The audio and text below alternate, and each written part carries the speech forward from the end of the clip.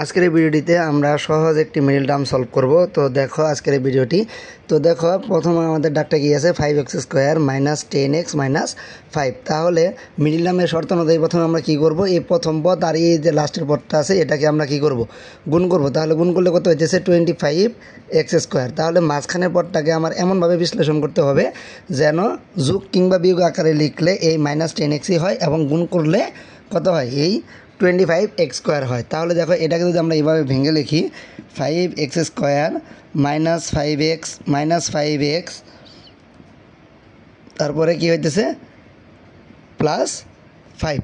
এভাবে যদি লিখি আমরা তাহলে দেখো এখানে কি হইতেছে, -5x আর -5x যোগ করলে কত হইতেছে 10x। আবার যদি -5x আর -5x আমরা গুণ করি তাহলে কত হইতেছে 25x²।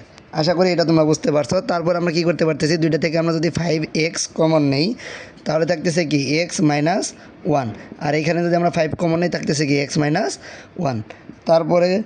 তাহলে দুইটা থেকে কি আমরা x - 1 কমন নিতে পারি, x - 1 কমন নিলে থাকতেছে কি 5x - 5।